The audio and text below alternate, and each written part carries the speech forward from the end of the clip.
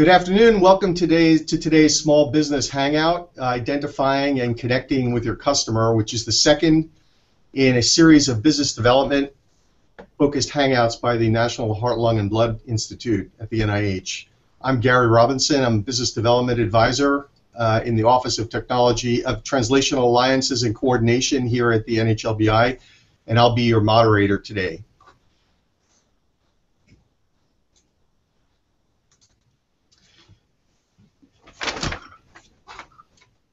The NHLBI Small Business Hangouts are designed to help scientists, entrepreneurs who are applying for or who have been awarded SBIR and STTR funding to navigate some of the product and business-related hurdles that they're likely to encounter in advancing their technologies to marketable products. And we've been focusing on three major areas: regulatory affairs, commercialization and business development, and intellectual property. Our Hangouts are archived on YouTube, and they can be accessed through the NHLBI YouTube channel. I want to let you know that today, if you have any questions, you can contact us in three different ways. One is by emailing nhlbi_SBIR@mail.nih.gov, or you can ask questions via Twitter, hashtag SBIR chat, or direct message us at NHLBI_SBIR. Also, we really appreciate feedback on our Hangouts, and we'd love for you to complete a survey. The URL is given here, bit.ly/May 2015 Hangout feedback, and I'll present that again as we proceed. So I'd like to introduce today's speaker, Mr. Rana Gupta, who will be presenting the topic, identifying and connecting with your customer. Rana is an accomplished entrepreneur and educator, and he spent the past 14 years investing in and developing a number of innovative technologies and products. He received an MBA in Finance and International Business from the NYU Stern School of Business and a Master's in Operations Research from Stanford. Earlier in his career, Rana worked in manufacturing operations at Zeneca Pharmaceuticals and as a consultant at Arthur D. Little, where he focused on market adoption of new technologies. He was managing director at Navigator Technology Ventures, an early-stage multi-sector technology venture capital firm that was spun out of Draper Laboratory in Cambridge, Massachusetts. Rana subsequently headed up HistoRX, a cancer diagnostics company, and Yale University spinout, which was sold to Novartis in 2012. And he recently started Felsuma LLC to commercialize a new adhesive technology, GexSkin, that was spun out of the University of Massachusetts at Amherst. Felsuma is working with corporate partners to bring GexSkin into multiple end-user markets. And Rana runs a consulting firm, Quidic, which advises entrepreneurs and companies on technology commercialization matters. Reflecting his passion for new venture creation and educating entrepreneurs, Rana has been teaching classes in entrepreneurial finance, innovation, and technology development at the Boston University School of Management over the past 8 years. We're really pleased to have Rana join us today to share his insights on the critical role that customers play in driving the success of new ventures. I'll now turn the screen over to you, Rana. Well, hello everybody. This is my first time really doing something like this. So it's funny not knowing, as a radio announcer would, how many people are out there. Nevertheless, welcome. And thank you, Gary, and I'm delighted to be here to talk about customers. Let me say to those of you who are out there who are researchers and looking to develop technologies, I congratulate you. That's hard work. It's very difficult work, challenging work, very rewarding work, but at the same time, I can't think of nothing more multidimensional and complex in America than trying to commercialize a medical technology. Which is why, during my days as a venture capitalist, as I watched companies walk in the door looking for equity funding, it was the beginning of my creating what I'll share with you today, which is helping those entrepreneurs understand how do you go to your customers first. So what you're going to hear is my not objecting to equity for 1 second, but instead placing customer financing, equity financing, all in perspective that I'm hoping will indeed give you some perspective of what should I do when I'm in front of a customer? How do I use the value of a customer to advance my business plan? So let me pull up my deck for all of you. Why don't you go ahead and I will toggle through your presentation. Okay, next slide then. All right, everybody, sorry about that. Okay. 3 topics today. So the verbs, underlined, bolded, identifying, developing, financing. So let's start with really the first question, which is customer. What's a customer and who's a customer? But in the course of today, this is the table of contents that we're going to follow. So once we've identified who your customer is, then it's a question of how you're going to develop that understanding and knowledge to help you with your business plan. And then lastly, given that understanding, how do you then move to the notion of finance as you think about financing your company and using your customers and the market first? Okay, Gary.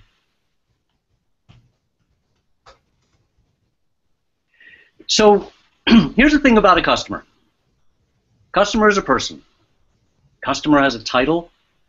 He or she comes in every day and sits down at a desk and gets a cup of coffee, turns on the computer, takes a deep breath, and says, boy, I wish that one big problem that I have would go away.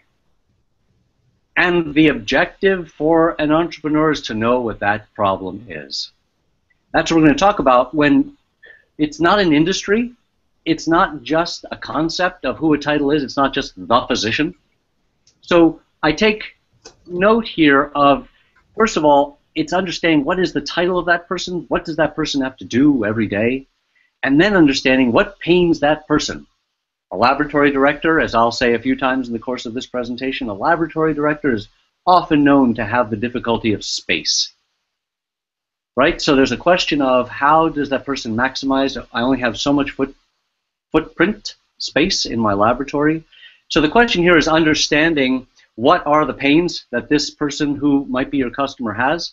Maybe the current test that somebody's using takes too long. Maybe the issue is the person's a hospital administrator and we need more throughput in surgery. Obviously a physician makes more money if he or she can perform more procedures in the course of a day. So I write the words of time, money, frustrations, fear. I'll throw in ego. Because the fact is that what pains this person may not be obvious. Now let me stop and say, we're all here for the patient. We all want to commercialize technologies that are going to help patients. That's a given. That's all why we're here. The question is, how are we going to stand from where we are today to get this into the marketplace that's going to help patients? And by understanding who your customer is, and let me say it differently, who's going to write this check? Who's going to write a check for whatever it is that you're commercializing, be it a device, a therapeutic, a diagnostic? And then here's where the complication comes in. Well, one of many complications. He or she who's the user, implementer, versus he or she who's the decider. Yes, I'm going to approve this. I want this. Versus the person who actually may write the check. Maybe 3 different people, which is going to introduce the term of stakeholder in just a moment. But right for a moment on this slide, I'm asking you to give some serious thought to the notion of the customer. Next slide. So now placing that person in context. And this is just a few of the buckets, categories of people that you're going to have to consider and run into. And so if you start on the right side, let's start with the doctor. The physician is sort of obvious in the person that is often doing the implementing. It's not always the case, however, that the physician is the person who's the check writer, especially increasingly as doctors move from private practices into hospitals. So as you have physicians and physician practices now finding themselves within a hospital environment, certainly you can understand that the decision-making process is very different from what it was if you had a group of physicians in a private practice. The nurse may be a person who absolutely has no decision-making, potential or check writing potential, but very well may be the person who sets up the OR room, administers to patients, and the ease with which your technology can be administered very well may play a role in that nurse's day and the headaches that that nurse faces. So he or she may not be your customer, but very important stakeholder. Hospital administrators, as I've indicated, play a larger and larger role. We have technology administrators, financial administrators, so there are different committees within a hospital that you have to get to know. I mentioned the lab director before because that person is at the nexus of several operations of running tests, dispersing information. So you have reagents and instruments and devices that are coming in, results that are going out. Very difficult role. Question is, how can you make that person's life easier? And I mentioned the notion of space, because it's classic that people introduce a new platform and with a new test, and the lab director will say, great test, fantastic test, it'll save lives. I just don't have space for the platform. And of course, there's the patient. Now, the patient, we all want to help the patient. Nevertheless, it's important to note the patient is rarely your customer. The patient may have influence. The patient may go to a doctor and say, hey, I heard about a new procedure. We all know that in this day and age of the internet. We walk into a doctor's office and slap down 3 inches worth of printouts and say, here's my research. Fair enough. But please keep in mind, that person may not be the customer. Next slide, please, Gary. So this page, I won't go through painstakingly, but to say, let me pick a couple. So with patients, let's say the current procedure is a gruesome procedure, and the patient has an aversion to, geez, I'm not going to go through that. Can you make it less gruesome? If you can make this less bloody, if you can make this less difficult, if you can make the recovery time better, for example, then you may have something in terms of adoption, because ultimately, even if at the end of the day the mortality rate's the same, let's say, all things being equal, but you can make rehabilitation faster or the procedure less gruesome, you may be onto something. Now, clinicians, of course, one of the things I'm going to say now and towards the end, clinicians, like everybody, have to feed their families. So you have a doctor that today takes a salary from the procedures or operations that person conducts, not just literally operations, but tasks. And so the question here is, but in terms of physicians specifically, if you take money, say, from a person in one title, an anesthesiologist or pathologist, and ship that money over to a different physician because that's how your technology operates, woe be he who runs into that, because that can make it difficult for adoption. So payers, let me just comment, payers are rarely leaders. They're usually followers. That doesn't mean you have to pay attention. You absolutely have to pay attention. Venture capitalists, VCs. So when I was a VC, we once invested in a technology and we did not do our homework. Fantastic technology in dialysis, but in fact we didn't do our homework, and ultimately we invested at a point that we couldn't pass it on to the next investor because the chain of investors that would have been required to bring this to market would not meet their investment criteria. We made a mistake.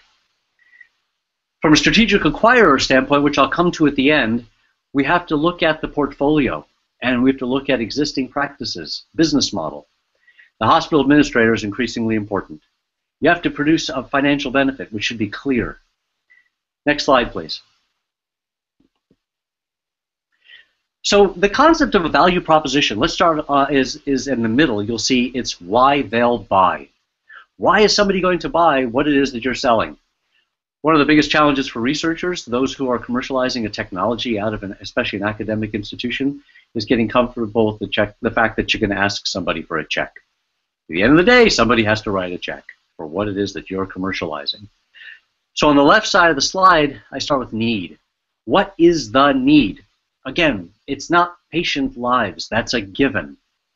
It's not even government saving money, because that will also happen if you do things correctly. But we're talking about, for your customer, are you increasing revenue? Are you reducing complications? Is there a safety factor? Never underestimate liability. On the right side, you have the customer, and you're going to have multiple stakeholders some of which we've described. So your goal is to figure out what is that need, and need is the only word that matters when you're talking to your customers. Not interest, not anything else but need. And in the middle, if you can find that intersection between the need and the customer, what you have is a value proposition. When you satisfy your customer's needs, you have a value proposition, and that's why they'll buy. Next slide, please, Gary. So let me give you a quick example of HistoRX. This was the company that I was running that we sold in 2012.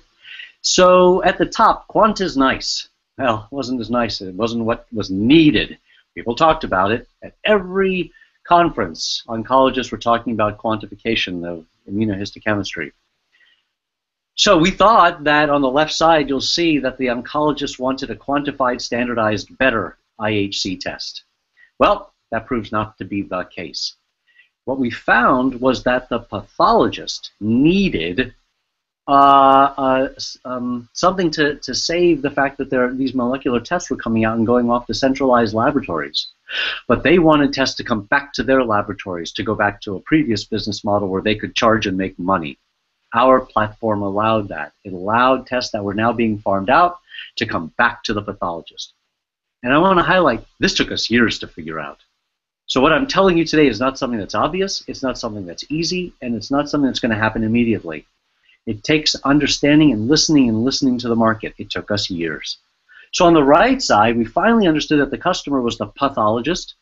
We did a lot of homework so that we understood what the FDA needed in terms of data. We talked to acquirers. The patient and the oncologist both were excited about the confidence that a standardized, quantified test would bring them, but ultimately they were not the customer. Payers, of course, were looking for that classic holy grail of personalized medicine and first-time accurate therapeutic. The lab directors, we could explain to them how they could get a return on investment, ROI, of less than 2 years, which was also the number we were told was the number we needed. And we could use existing reimbursement codes. So we did an awful lot of work to understand this. But the reason I show you this is to show that we started off with the wrong customer. We labored under that premise for far too long. And we went back to the market and started again and listened and listened. Next slide, please. So let me pause here, if I may, for any questions and answers after that first section of identifying your customer.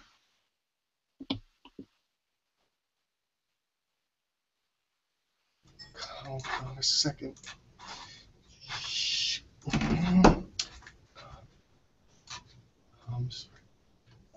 Sorry there. I'm looking for questions here, and looks like we don't have any questions right now. So why don't you just keep going there?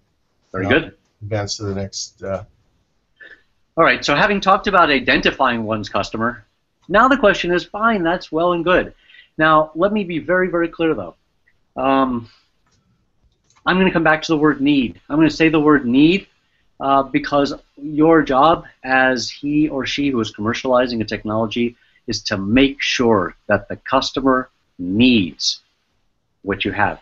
Because if the customer needs what you have, again, interest is insufficient. Gee, they're really interested in it. Not good enough. They have to need it.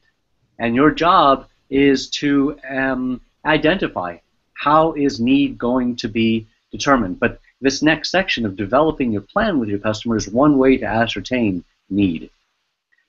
Next slide, please. So who will tell you, first of all, if the market needs what you have? And that's your customer. It's not anybody else. You can talk to a lot of other people that say, boy, that sounds like a great idea, and sure does sound like the market needs that. But it's only your customer, which is why identifying that person is so critical.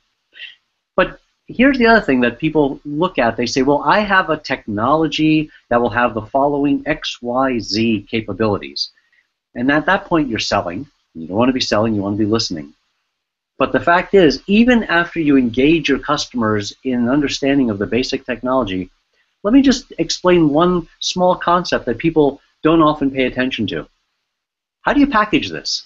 Literally, how do you package it? How do you figure out how is this to be delivered to a hospital? How is this to be delivered to a private practice? In what type of packaging? How is it going to go on the shelf? Is it going to be refrigerated? And what are the features and benefits of how it's going to arrive? How difficult it is literally to take out of the packaging and use. Now I'm focusing on one tiny, tiny place. I just thought about for the purposes of this presentation, which is just how do you want your product packaging? Why? Because all of us, myself included, make the mistake of thinking about the technology. We may go so far as to think about the product and what it should, how it should perform. But I wanted to pick on something that rarely do people take a moment to talk about, which is the packaging and how that's going to work. So I put this challenge in front of you when you're talking to your customers, which is that says, how do you receive my competitors' products today, for example? Now, moving on, competition. Customers who need what you have are going to want to tell you about your competition. Why? Because they need what you have, and what you have sounds superior. And they're going to have an interest in explaining to you what it is that you have to make superior about your product or service to what they're being offered today. It may not just be how it performs. Maybe it's the business model. Maybe they're going to explain to you, today they require us to write a check for $100,000 up front in order to buy this.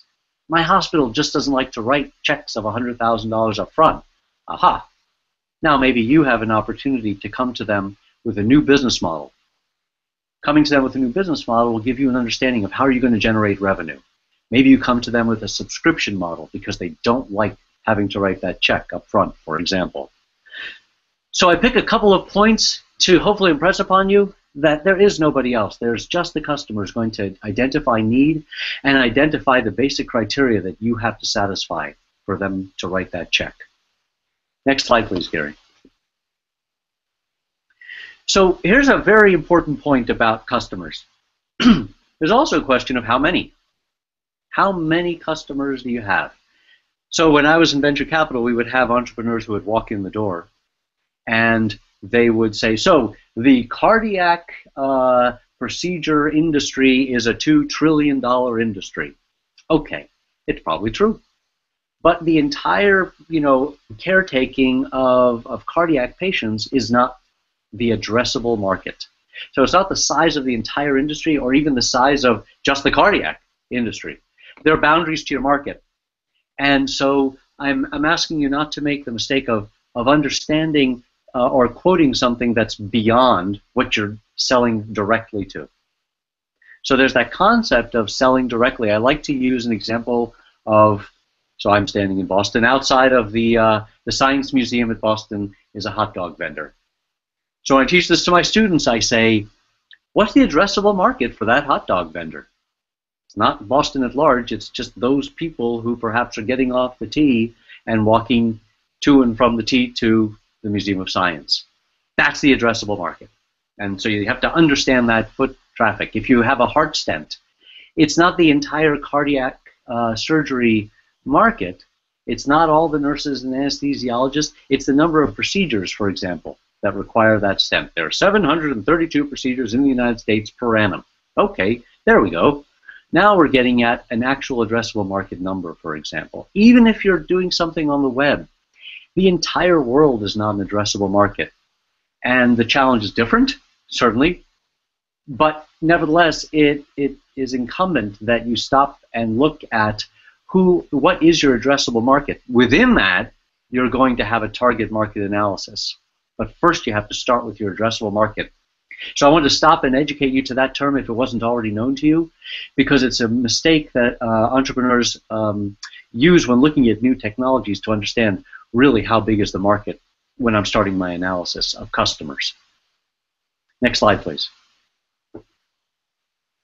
Now, also when we talk about customers, we have how many of them, but the question here is how do we reach them? With every customer and every sale, there is some pipeline. Even if it's the web, they go to the website once, they go back to the website, they do some research, they come back again.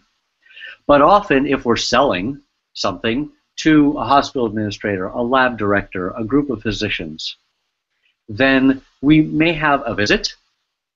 Maybe we follow up with a telephone call. Maybe there's another visit. What I've offered here is a very simple exemplary value of a pipeline. The actual words of second visit, proposal review, negotiation are entirely exemplary, as are 3 months, 1 month, 1 month. I'm making the point that all of us, once again, myself included, will often be romantic about, and romantic is a euphemism for optimistic, about how long it's going to take really to make a sale.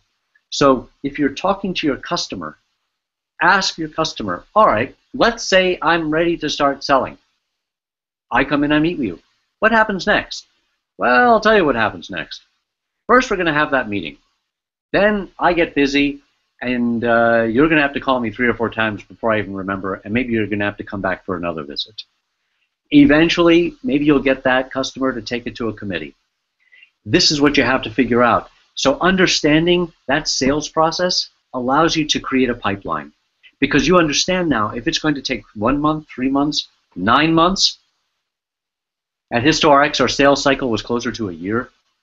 So the fact is, understanding the concept of what are the steps, what's the time between steps, helps you create a pipeline. Because at the end of the day, you need to generate revenue, or want to generate revenue of X amount so many years out. You need to understand how many visits and how long it's going to take. This set of questions, why don't entrepreneurs ask this question? Because it's painful.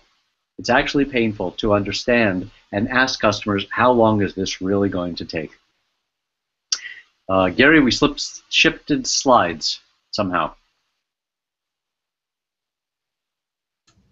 So, sorry about that. There we go. Keep going. I apologize. There we go. Okay. Yeah. Here we are. Back to the pipeline. Yeah. Here we are. Okay, good. Now next one. Thanks. Okay. Sorry. Okay, so here's the thing about asking those questions from your customer. By the way, it's not that they don't want to answer, it's that you have to ask.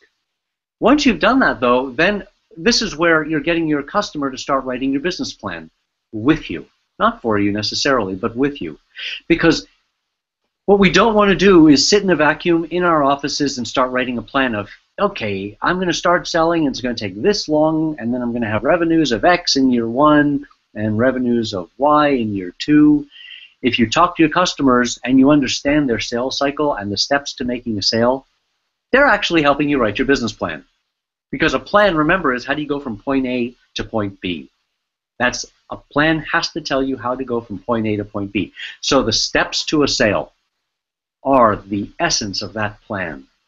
Once you understand it's going to take 9 months, it's going to take so many visits, aha, now you can start to back into how many salesmen, how many saleswomen am I going to have in order to make those happen, in order to have revenues?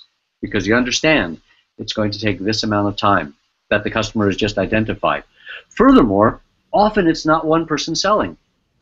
Every large sale we made at HistoRX, I always involved my corporate counsel because there were documents to review, negotiation of terms. So there was more resources that I had to bring to bear to close those sales with large pharma companies, with laboratories, for example. I had to bring in my colleagues who were scientists to assist me because I'm not a scientist. So the idea of understanding that sales cycle now immediately blossoms into a sales plan. So when I say getting your customers to help you develop your business plan, this is exactly what I mean. It's engaging them in those conversations that will immediately, just by talking about the sales process, you'll understand the cycle, you'll understand the timing, you'll understand the resources, you'll understand perhaps the terms in the term sheet to close that deal with them. All of these immediately go into and feed your sales plan, marketing plan, operations plan, and therefore your financial plan. So just by asking those questions of your customer, they are helping you build your business plan. Next slide, please, Gary. So, further on this point of building your plan. So bottom-up analysis, I call it. It's too easy for us as entrepreneurs to begin to think top-down. That is to say, well, I'm thinking of a customer, a company, it'll probably cost, this many people over this many years, and that's the top-down. If you have that in-depth conversation with your customers and stakeholders about the sales cycle, the sales time, then you can begin to create a bottom-up analysis of your resources. I'll even challenge you to go farther, which I have done now. Go back to those customers and say, here's what I'm looking at. Here's what I'm thinking. Tell me if you think this will work to help you understand what I'm doing and ultimately make a decision to adopt my technology. If they need what you want, if they need what you have, they're going to answer that question for you. They're going to help make sure that you have the right resources to match your projections. Because let's come back to the fact of need.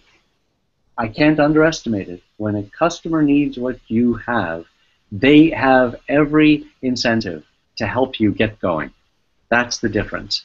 The challenge on our side is not to just say, here's my technology, here's my product, does it sound interesting to you? They say yes, and we run away and write a plan. That's too often what we do. And that's what I'm asking you to say, okay, I'm in front of somebody, and he or she has expressed an interest. Now let me ascertain if this person needs it, and let me understand what need is to this person, which was that very first beginning part of who's your customer and what's the pain that that person has. And if you can understand that, you're getting at need. And you can also know if you're getting it if they're helping you build your plan. Next slide, please.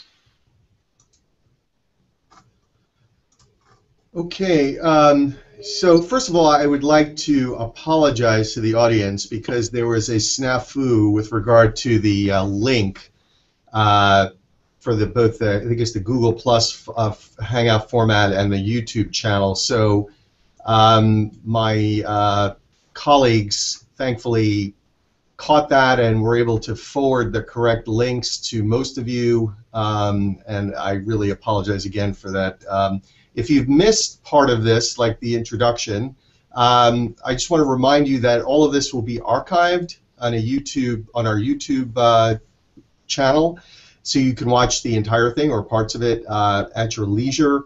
And I'll be sending out follow-up emails with correct links after the Hangout. So again, apologies for that.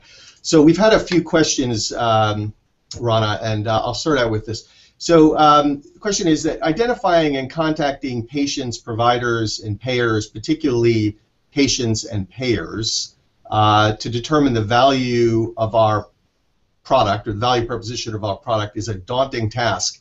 Could you recommend sites or services to facilitate this? So let me thank you, Gary, and thanks for the question. It is daunting. That is a good word. It is daunting. So let's acknowledge that, first of all, and because I'm not going to shy away from it. It is the word that allows us to say how difficult this is. Now, let me also say next, to make it and not shy away from being daunting, these have to be interviews you conduct in person. Can't be surveys, can't be emails. Now, when I say in person, telephone's fine. But you need to talk to these people to understand. I still haven't answered your question, but I'm going to make sure that the rigor of the notion of how do you go about this cannot just be sending out a survey, because that's not going to get you to the pain. Because what you're going to hear, let me give you an example. Let's pick a hospital that's a community hospital you don't even have to go that far. You don't even have to go to rural America. You can be in urban America, but nevertheless it's a community hospital in a neighborhood. Versus, just to pick a name, Mass General, Columbia, UPenn, these are major, august teaching hospitals. The economics, the benefits, the decision-making within those two types of hospital, community hospital versus the large one that I mentioned, are going to be completely different. Now, the same is true with patients. Certainly a patient in New York City is going to be different very potentially from a patient in Illinois. Just the nature of either the state or the nature of where that person lives in that state. So you have to talk to patients. Now, are there sites? I don't know of any. Now getting to your actual question. It is what's daunting. Now, at the end of the day, the reason why a site may or may not be of value is because if you're going to do this properly, these are interviews. These are sitting down with people and talking with them. It's hours and hours of interviews with physicians and patients. So I'm sorry I don't know a site, but even if I did, well, that's not true. If I did, I would certainly tell you. That wasn't what I was going to say, but even if I did, I would question its value is really what I was going to say. And so would you say that this is something that you can't really outsource? I mean, you have to do it on your own as opposed to hiring a consultant, or are there consulting groups that could help you with this kind of thing? That is correct. This is not something to be outsourced, and accessing these people is something that one has to do through one's network. You can certainly get to large groups of patients through, for example, a hospital, a private practice, your community. But ultimately, you have to get to those patients individually. It's not something you can outsource. Thank you, Gary. So another question. We have two more questions. So the listener was saying we're at a product development stage with our company, and we're showing excellent results. However, when we present to providers, specifically the product's benefits, we find political, i.e. vendor alignments, institutional fiefdoms, and other factors. These kinds of political issues obstruct any fund closing activities that we try. What do you recommend as an alternative approach to obtaining funding in situations like this? Boy, I have to say, I wish I could talk to you directly. The question is excellent. The problem is real. I don't have enough, so let me offer a couple of things.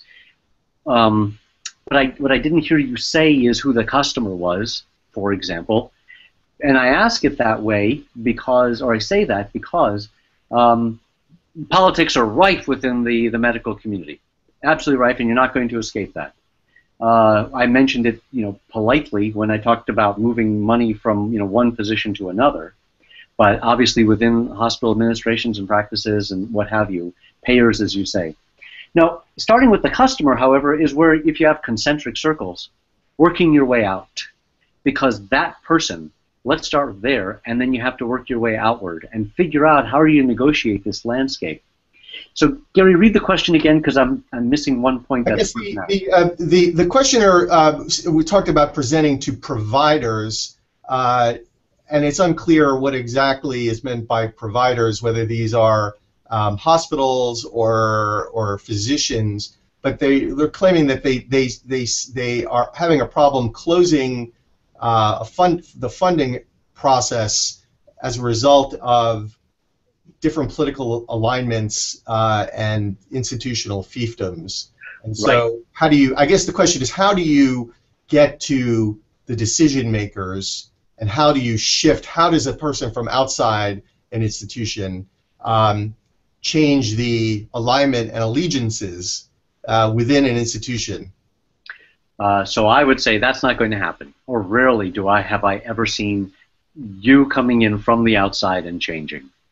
That I will offer, and I would wager that that's not something you want to try to do, because you don't have let's say you do that in one institution does not a market make. That type of inefficiency, because I'm sure that's some of what you're seeing. So let's just pick apart what you said. You have the provider, not clear if that's the administrator or the physician. I appreciate that. But what I also hear you talking about is the investor, and your when the idea of an investor, being caught up in this. I appreciate that the investor is seeing risk. Think of what you're trying to do as risk reduction. How do you reduce the risk of what is happening here with respect to getting the providers, as you call them, to to acknowledge what is the pain? It's a very difficult question you ask, only because I don't understand the word provider well enough.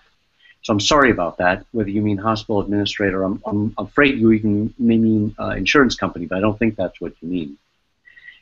I don't have a solid answer for you because I need to know more, but the answer is, at the end of the day, you have to sit down and keep asking and keep pushing to understand how is this going to work.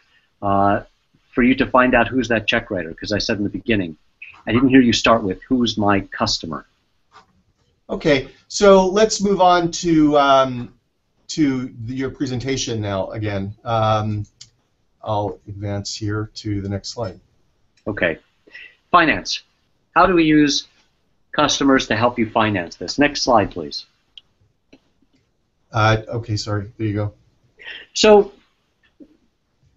all of us, and again, I exempt myself from none of what I'm saying on this slide. A lot of this is personal experience. either mentoring with, coaching with, or making all these mistakes at least 3 times myself. It's so common for somebody starting a company to say, okay, so you go home for Thanksgiving and your Uncle Harold says, what are you doing? Well, I started a new company, I got to go find money. Well, what kind of money are you looking for? Anybody who will write a check, we say. Okay, so I often liken entrepreneurship to either parenting, marriage, or dating. And in this case, I'll liken it to marriage, in the sense that you don't just want anybody's money. You have to start with, what's my objective? My, meaning you and I, as entrepreneurs. I have asked this question for 15 years. I would say 98 to 99% of what I have heard from researchers at institutions, be they graduate students, professors, what have you, postdocs, and they say, I just want to get this technology out there. Fantastic answer. Absolutely fantastic answer. To which I reply, okay, but you're talking to equity investors. And they say, yeah. And I say, please understand, an equity investor is not in the business of getting the technology out there. An equity investor is in the business of buying low and selling high. Whether your technology reaches the marketplace is not the #1 priority. If the investor can buy into your stock on day 1 and sell it for 10 times that amount sometime later, then that investor has done his or her job. So I belabor the point because the objective of what you want to do means that you have to marry yourself with the right type of financing. The right first question is, what's my objective? If it's, as I say, in the middle of this bubble, I'll share this technology to the marketplace, well, then make sure you find money from people who have the same objective. And that's why I use the marriage analogy of, if you want to have children and your partner doesn't, what we have here is where the objective is not necessarily the same. That's the correct first question. Now you can match your financing with your source. Your source of financing has to match your objective. And so that's why I often say starting with equity investors may not be the best, whereas your customers and vendors, which we'll now talk about in a minute, almost by definition have the same objective as you, which is to get this into the marketplace, because your customers need it and your vendors are going to make money from your selling it. So along with the concept of customer need comes an absolute #1 question of, what's my objective? It drives the entirety of your financing and the nature of the conversation that you have with your customers. Next slide, please. So I've told you, I have this notion, having been in venture capital and have raised venture capital and angel financing, and now taught for many years, that there is an equity bias. It's not an objection to equity, it's just a bias of people saying, oh, I've started a company, I have to go talk to, quote, investors, and by that they mean equity investors. So I draw this diagram of, we have this all too pervasive notion on the left side of the slide is, I'm going to go ask these guys for money, the money guys. On the left, that's you in the middle, that's your company, by the way. So I'm going to go get money from these guys, I'm going to do something to that money, I'm going to add value to it, I'm going to make my device, and then I'm going to sell it to my customer. Customer's on the right. And what I'm saying is the notion of getting money from party A but selling it to party B is what hinders creativity, and it hinders a market-based approach to entrepreneurial finance. Next slide, please. So what I'm saying is, if you follow from the very left of the slide, the place to start are your customers. Now, what I also say is you have customers, but adjacent to your customers, you have vendors, acquirers, and competitors. And most people who are new entrepreneurs gasp when I say competitors, but we'll talk about competitors in just a moment. Well, let's just start with customers. I've already told you repeatedly, I'll never let up. Customers will help you determine need. What is the pain? What is the need? Your vendors will help you learn about market dynamics, because they're selling into the market today. They'll help you understand your costs. They'll help you understand the credit cycle. They'll help you understand delivery. They'll help you understand your competitors, because they're probably selling to them. If you go to your acquirers, then you can ask them about their strategy. If you ask them about their strategy and how they intend to either expand in a market or get into a market, they will tell you. They're not going to give you specifics. They're not going to give you numbers. But they're happy to tell you because, again, if they see something that you have, then they're going to want to keep track of you and therefore have a conversation with you. Now, competitors. When I was running HistoRX, one day I woke up and realized, gee, I wasn't following my own advice to my students. And I called up my foremost competitor. He was somebody we were so scared of, I likened him to Voldemort. We didn't even want to say his name out loud within the company. He who shall not be named. So I said, oh, man. I gave him a call. I left him a message, the CEO. Within a half an hour, he called back and said, Rana, I'm so glad you called. We don't have what you have. And I realized, geez, I'm such a dunce. Complementarity between my competitors and me should be the case, or I don't have what I think I have. So what I'm telling you to consider is consider starting with the market. Start with your customers and vendors. These are people who will explain all the financing, and they'll even write checks. The company I just formed, the first checks I got were from customers. The second checks I got were from vendors. And we're going to talk more about this in the next slide. But this is what I'm suggesting, is go to these people. Don't be shy, even including your competitors. Next slide, please. So expounding on this a little bit more, let me give you some examples. At HistoRX, when I took over as CEO, most of our customers, big pharma companies, for the projects we were doing with them, they were paying us 5 or 10% of the project value being several $100,000. They were paying 5 or 10% up front very often. So we went back to them and we said, we want 50% up front. You know what? All of them but one said, okay. So all of a sudden, my cash flow and the nature of how we were handling and financing the company changed by asking for a larger upfront payment. And it took some doing. I'm not saying, when I said they said okay, I wasn't overnight. Nevertheless, it was something that we asked for and procured. IP rights. At HistoRX, we also went to our customers, the pharma companies, and we said, okay, you're going to pay for these projects, but I'm going to keep all the IP. Now, what that allowed me to do was build enormous value as a result of the projects we were doing with our pharma customers. So that's money I didn't have to spend as the CEO of HistoRX to develop more content for our diagnostics. I was using customers to develop some of the intellectual property for our, Gary, for our intellectual property for our diagnostics. Vendors. Are we okay? Yep, yes we are. Okay. So vendors. On the converse side of asking customers for advanced payment, I went back to my vendors and delayed payment, which is, in essence, a loan. If you delay a payment and you say, well, I'm going to pay you in 90 days or 120 days rather than 30 days, which were their initial terms, now you've delayed a payment, which is, in essence, a relaxed loan. In a sense, you're not signing documents, there are no contracts. But once again, your cash flow changes. So if you get 50% up front for your customers, but you've delayed your payment to your vendors by 120 days, it changes dramatically how cash is flowing through your company. Materials. When I was a VC, we had a company that was in medical devices, and they needed a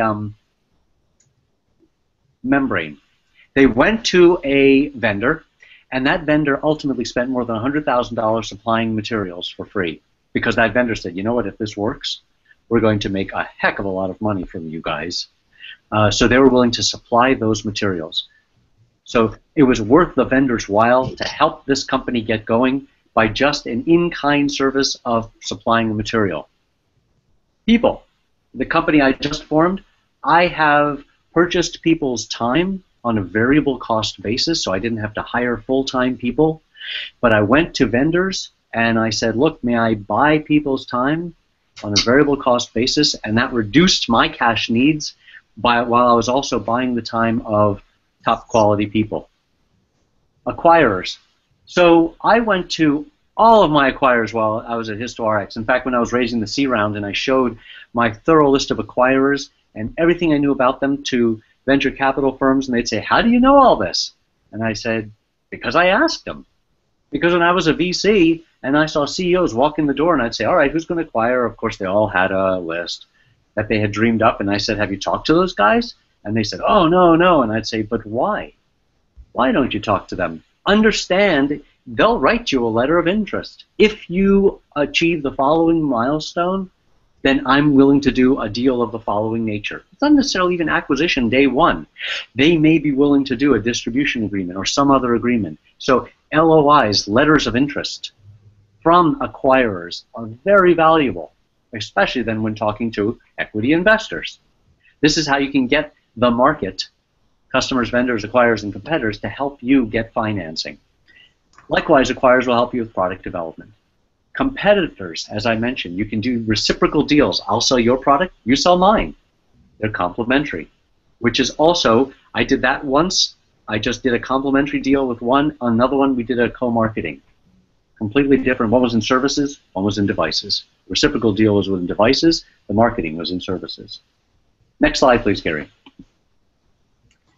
So I'm not saying to the exclusion of equity at all. I'm simply saying start with the market. Then, even if you need upfront investment from investors, go to them with knowledge of your customers. The equity guys will be so much more interested. You'll have reduced risk. Likewise, you may need to go to equity later for more. So I just want to be for more capital. I just want to make sure that this is not to the exclusion of equity. It's to the inclusion, but with your customer, vendor, and acquirer knowledge in hand. Next slide, please. So here's one of my favorites. I won't belabor it, but I love to write this because on the left are all the things that a large corporation can do with you, and this is just the beginning. If we spent more time, we could probably treble this list. This is just off the top of my head. Here are all the things that a large company, collaborator could do, vendor, customer, what have you. On the right side, what can an equity investor do? He or she can write a check. Now, there's other things they can do in terms of helping you and give you guidance and oversight, to be sure. A good investor will do all those things. I just want to make clear in terms of understanding what the market can do with you and for you from a financing standpoint. It's a heck of a lot more than just write a check. Next slide. Furthermore, let's start on the right side. VCs have a very, very strict business model. IRR stands for internal rate of return. They need to grow at a fantastic rate, very steep slope of growth, revenue growth. We like to say, I like to say 0 to 50 in 5, right? How do you get to $50 million in 5 years? That is really difficult to do, just to make it a simple example, because they want to multiply their money by 10 times. Perfectly valid, perfectly reasonable. It's what equity investors do. But on the left side, corporations may have a much different profile, risk profile, timing profile. They may have more patience. They want to add you to their portfolio. So I want to draw the juxtaposition of the two, not that one is right and one is wrong, just to highlight the fact that your deal, if it's not appropriate for venture capitalists, don't lose heart. Talk to corporations. It's a different offering and a different type of financing. Next slide, please.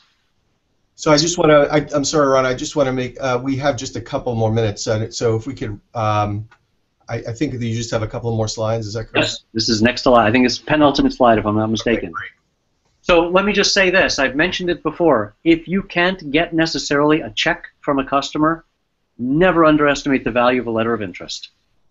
A letter of interest from a customer, vendor, or what have you, that says, if you reach the following milestone, I will do the following with you. I'll buy your product, I'll work with you. Those letters of interest are very valuable when talking to equity investors. That's how you can use customers to gain financing from a third party, even if the customer directly won't write a check. Don't underestimate the value of this. Next one. So, I always like to say, what's the difference between the entrepreneur who's procured customer financing and the one who did not? The first one asked. You're going to have to ask. No one's going to offer. And I know it's not easy. It's out of your comfort zone. If you're a researcher by training, asking a customer for money is out of one's comfort zone. But that's what it takes. Next slide. So, that's my concluding slide. The customer is what that matters. That's all that matters. Once you find the need, you can use them to identify, develop, and ultimately help you with your financing. Thanks very much. That's great, Rana. Thank you. So we got one more question here, and while I ask that, I'm going to switch over, hopefully seamlessly, to my other closeout slides. The question is, so we're on a quote-unquote fast track. In other words, we'd like to close by the end of June 2015 on a seed round. What touch points do you find most critical to evoking funds from providers? Again, unclear what the word providers means here, but maybe thinking about it more broadly, if you are looking to raise a seed round and you're trying to bring customers on board, how would you go about trying to do that, I guess in a brief way? So the fast track, well, all right. So you're not going to like what I have to say. If you want to do something in June, is that what I understood, Gary? That's what they said, yeah. Mm-hmm. So to me, unless you already have a signed term sheet and you're in the final process of negotiating the terms, I can't imagine something happening in June. I may be misunderstanding your question, but unless a piece of paper is already in front of somebody, unless they've already approved that piece of paper, I can't imagine something, because June is next month. Right. So let me just start with that realization that I've always had, which is, if something's going to happen next month, it's all but done right now. If you're trying to get to that point from where you're standing, but you don't have terms already identified and approved, I'm dubious of your ability to make that happen, because providers, whoever a provider may be, is probably a series of decision makers that's going to make it difficult for you to get approval for financing, let alone agreement on those terms of the financing after they want to make the check, write the check. Then they have to approve the terms. Right. So, and lawyers are going to get involved there. Okay, so let me just once again, thanks very much, Rana. Once again, let me just provide you guys with the URL for the feedback form, bit.ly/May 2015 Hangout feedback. That's just a few questions we'd really appreciate you answering. In addition, we have a couple of we have two Hangouts coming up. One on trademark use and care of trademarks coming up on June 9th, and the Google Plus and YouTube URLs are here. We'll also be sending out emails to our listserv. Please sign up to our listserv. In July, we'll have another Hangout on regulatory affairs relating to the target product profile, a very important concept when developing drug and device products. Please keep in touch with us. Here are some contact information, our email address, our website where we provide updates on upcoming Hangouts and other events. You can also find the archived Hangouts on our YouTube channel, and you can sign up for our listserv.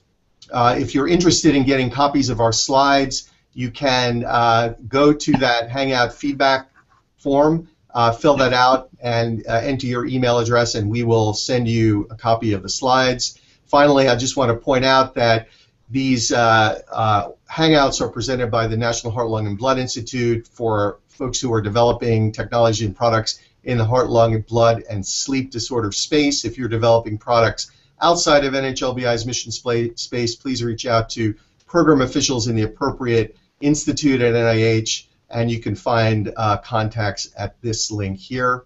Thank you again, Rana, very much. Sorry, folks, for the snafus. We will be sending out links to the final archived events. Take care, everyone.